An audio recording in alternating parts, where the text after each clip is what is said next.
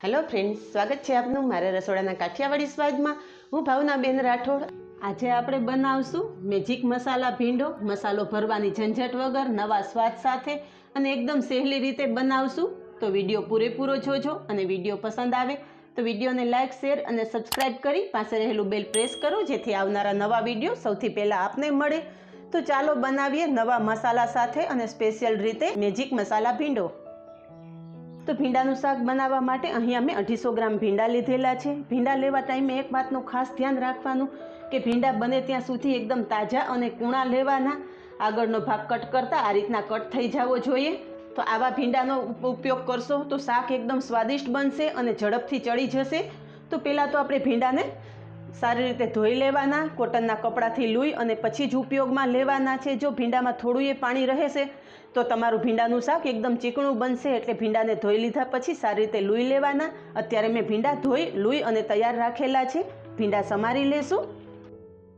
તો ભીંડાનો આગળ અને પાછળનો ભાગ આ રીતે કટ કરી અને વચ્ચે એક કાપો પાડી લેશું। કાપો કરવાથી વચ્ચે ભીંડો ખરાબ હશે તો ખબર પડી જશે આપણે ભીંડાને ભરવાના નથી, પણ આ રીતે કટ કરી અને બધા ભીંડા સમારી લેશું।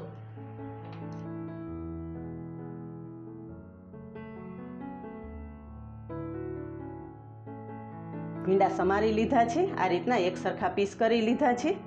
હવે શાક બનાવશું। તો શાક બનાવવા માટે કડાઈમાં તેલ મૂકશું। તેલનું પ્રમાણ થોડું અત્યારે વધારે રાખેલું છે, આપણે પહેલાં ભીંડાને તળવાના છે। તેલ ગરમ થતાં સમારીને રાખેલા ભીંડા તેલમાં નાખી દઈશું। ઘણા વ્યુઅર્સની કમેન્ટ હોય છે કે ભીંડાના શાકમાં ગમે એટલું ધ્યાન રાખીએ તો પણ ભીંડાનું શાક ચીકણું જ થાય છે, પણ જો તમે આ રીતે શાક બનાવશો તો તમારું શાક બિલકુલ ચીકણું નહીં થાય અને સ્વાદિષ્ટ પણ બનશે। ગેસની ફ્લેમ મીડિયમ ટુ લો રાખી અને ભીંડા તળી લેશું। તો થોડી વારમાં જ તમે જોઈ શકો છો કે ભીંડા એકદમ સરસ સોફ્ટ થઈ ગયા છે।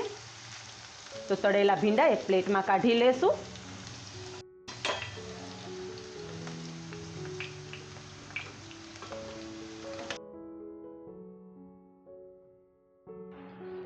હવે આપણું તેલ ગરમ છે ત્યાં જ આપણે તેલમાં અડધી ચમચી રાઈ નાખશું અને અડધી ચમચી જીરું નાખશું।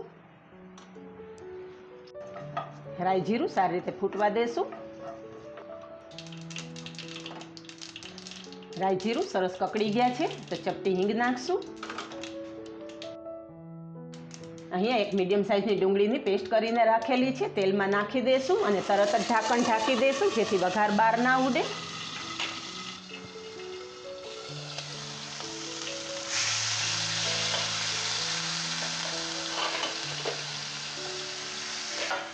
ડુંગળીની પેસ્ટ તેલ સાથે સારી રીતે મિક્સ થઈ ગઈ છે। તો બે મીડિયમ સાઇઝના ટમેટાની પ્યુરી કરીને રાખેલી છે, ટમેટાની પ્યુરી પણ ડુંગળી સાથે નાખી દઈશું।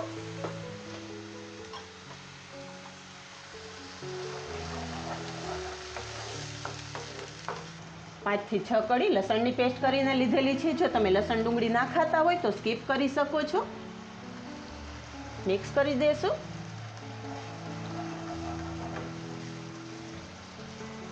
ફ્રેન્ડ્સ, તમે લગ્ન પ્રસંગમાં જોયું હશે કે રસોઈયા મહારાજ તળેલા ભીંડા સાઈડ પર રાખે છે અને મસાલો સાઈડ પર રાખે છે। જ્યારે તમારે શાક સર્વ કરવાનું હોય ત્યારે મસાલો અને તળેલા ભીંડા મિક્સ કરી અને શાક સર્વ કરે છે। તો આપણે એ જ સ્વાદનું આજે શાક બનાવવાનું છે, તો વિડીયો બિલકુલ સ્કીપ કર્યા વગર પૂરેપૂરો જોજો અને વિડીયો પસંદ આવે તો તમારા ફ્રેન્ડ્સ ગ્રુપમાં શેર કરજો।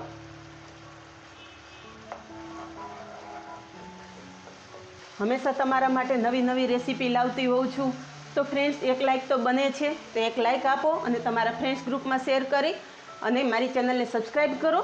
હવે ડુંગળી અને ટમેટાની પેસ્ટ આપણી તૈયાર થઈ ગઈ છે, તો એક મસાલો તૈયાર કરી લેશું। તો મસાલા માટે 1 ચમચી તીખું લાલ મરચું લીધેલું છે અને 1 ચમચી કાશ્મીરી લાલ મરચું લીધું છે। કાશ્મીરી લાલ મરચાંથી શાકનો કલર બહુ સરસ આવશે। અડધી ચમચી હળદર, 1 ચમચી ધાણા જીરું પાવડર, સ્વાદ પ્રમાણે મીઠું, 1 ચમચી ચણાનો લોટ નાખવાથી શાકનો સ્વાદ સરસ આવશે અને શાકની ગ્રેવી ઘટ બનશે। અને 2 ચમચી ઘરનું જમાવેલું દહીં નાખશું। બધો જ મસાલો મિક્સ કરી લેશું। તો તૈયાર છે શાક માટેની મેજિક મસાલા પેસ્ટ। હવે આપણો મેજિક મસાલો તૈયાર છે, તો ડુંગળી ટમેટા સાથે નાખી દઈશું.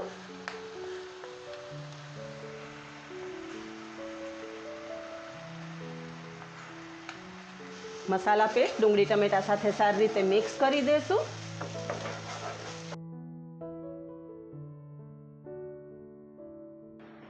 થોડી વાર ઢાંકણ ઢાંકી દઈશું, જેથી આપણી મસાલા પેસ્ટ અને ડુંગળી ટમેટાની પેસ્ટ સારી રીતે સંતળાઈ જાય. જોઈ લઈએ તો તમે જોઈ શકો છો કે ગ્રેવીમાંથી તેલ અલગ પડવા માંડ્યું છે. મીન્સ કે આપણી ગ્રેવી પરફેક્ટ તૈયાર થઈ ગઈ છે. ગમે ત્યારે કોઈ પણ શાકમાં તમે ડુંગળી ટમેટાનો ઉપયોગ કરતા હોય તો ડુંગળી ટમેટાનો કાચો સ્વાદ જતો રહે ત્યાં સુધી ડુંગળી ટમેટાને સાંતળવાના છે. જો ડુંગળી કે ટમેટા કાચા રહી જશે તો તમને એકલા ડુંગળી ટમેટાનો જ સ્વાદ આવશે. એટલે ડુંગળી ટમેટાને આ રીતે સારી રીતે સાંતળી લેવાના, પછી જ આગળની પ્રોસેસ કરવાની. તો આપણે ડુંગળી અને ટમેટા એકદમ સરસ સંતળાઈ ગયા છે. તો શાકમાં ચમચી જેટલી કસૂરી મેથી નાખશું. કસૂરી મેથી નાખવાથી આ શાકમાં બહુ સરસ સ્વાદ આવે છે.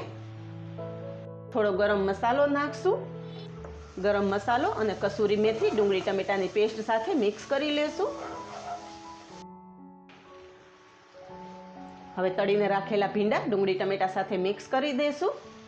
હળવા હાથે મિક્સ કરશું. આપણા ભીંડા તળેલા છે એટલે હવે શાક બનતા વધારે વાર નહીં લાગે.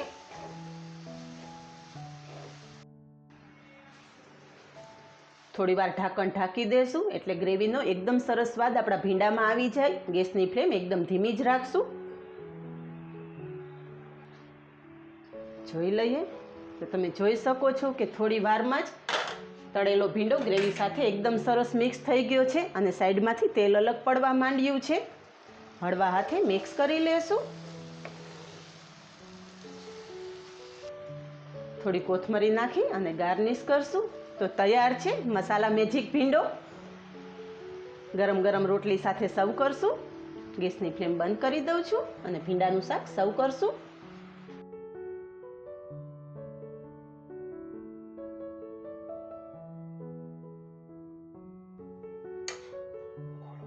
ઉપરથી કોથમરી નાખીને ગાર્નિશ કરશું.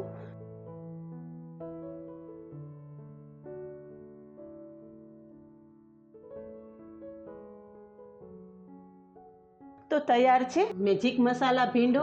આ જ રીતે બનાવો અને કમેન્ટમાં જણાવો કે આપને આ મસાલા ભીંડાની રેસીપી કેવી લાગી. આજે બસ આટલું જ. મળીએ નેક્સ્ટ વિડીયોમાં. ત્યાં સુધી બાય. Thank you.